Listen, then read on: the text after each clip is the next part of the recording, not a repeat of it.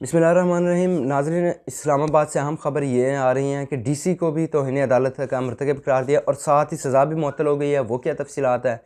इमरान खान ने अपनी पार्टी को एक बड़ा आर्डर जारी कर दिया कि 7 रोज़ के अंदर अंदर, जो हमें भी ख़बर मिली है, कि मुझे रिपोर्ट दी जाए। और वो क्या तफ़सीलात हैं वो भी आपके साथ बताएँगे, और सियासी सूरत हाल जो अब चल रही है इसके मतलब भी हम आपके साथ शेयर करते हैं। नाज़रीन, मेरा नाम मोहम्मद उमर फ़ारूक है। आप हमारा डिजिटल चैनल देख रहे हैं उमर राजपूत। सबसे पहले आपके साथ इंपॉर्टेंट खबर शेयर करते हैं कि डीसी इस्लामाबाद को जो है मिसकंडक्ट का मरतकब करार दिया है। इस्लामाबाद हाई कोर्ट ने जस्टिस बाबर सत्तार ने आज फैसला सुनाया है। 6 माह की कैद सुनाई गई है, 1 लाख रुपये जुर्माना, और एसएसपी ऑपरेशंस को 4 माह कैद, 1 लाख जुर्माना, और एसएचओ को भी 2 माह कैद सुनाई गई है। नाज़रीन, ये केस जो चल रहा था, शहरियार अफरीदी और शानदाना गुलजार ने जो इनके ख़िलाफ़ तौहीन अदालत की दरख्वास्त दी हुई थी, उसमें ये सितंबर में इन पर फ़र्द जुर्म आयद हुई थी। उसके बाद ये फिर ट्रायल चलता रहा।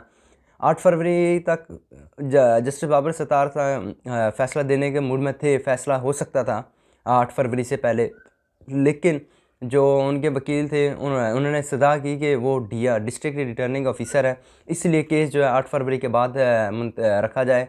तो आज यानी कि 1 मार्च को है फ़ैसला आ गया है। 18-19 को फिर अचानक पता लगा कि वो डीसी साहब उम्रे पे जाना चाह रहे हैं, तो इसलिए फिर जस्टिस बाबर सत्तार साहब ने उनको पहले उन्होंने कहा कि हम कोशिश करेंगे इससे पहले फ़ैसला सुना दें।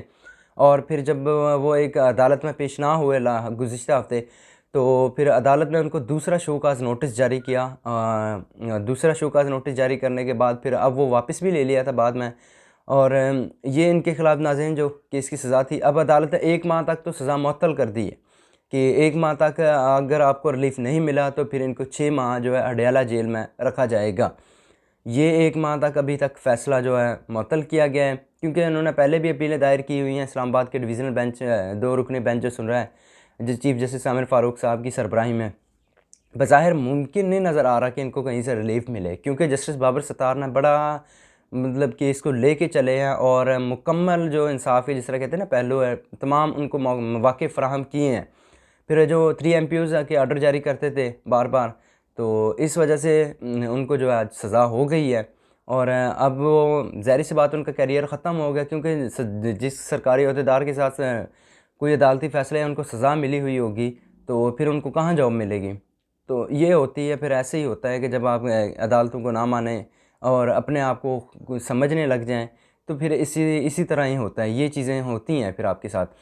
तो ये नाज़रीन अभी तक अपडेट थी, और 1 माह तक अभी तक सज़ाएँ मुअत्तल है कि 1 माह तक अगर अदालतों से इनको रिलीफ़ नहीं मिलता और इंट्रा कोर्ट अपील में जाते हैं, तो फिर 2 रुकनी बेंच ही सिंगल बेंच का फ़ैसला मुअत्तल कर सकता है।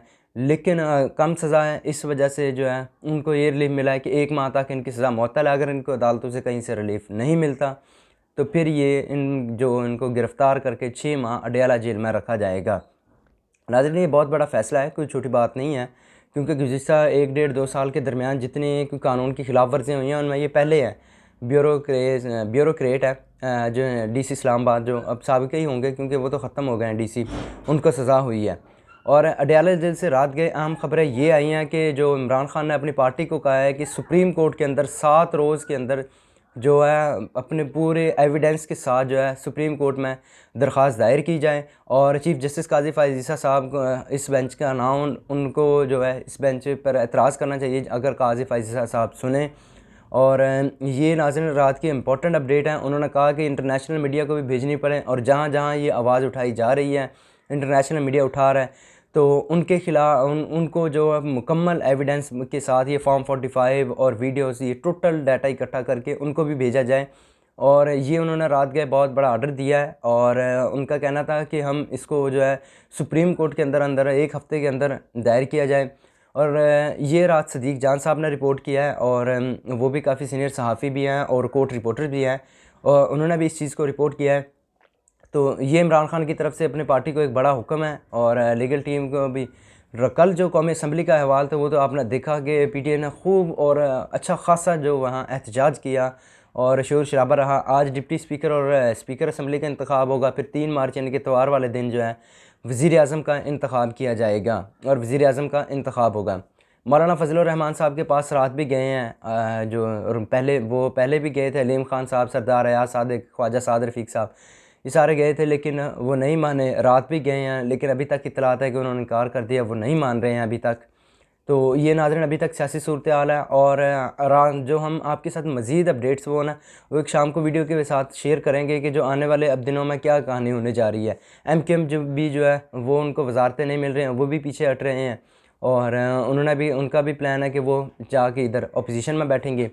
तो ये सारी तफसीलात हैं वो भी हम आपके साथ शेयर करेंगे। अभी तक के लिए इतना ही। अल्लाह हाफ़िज़। वीडियो अच्छी लगी तो वीडियो को लाइक कर दीजिएगा, चैनल को सब्सक्राइब। अल्लाह हाफ़िज़।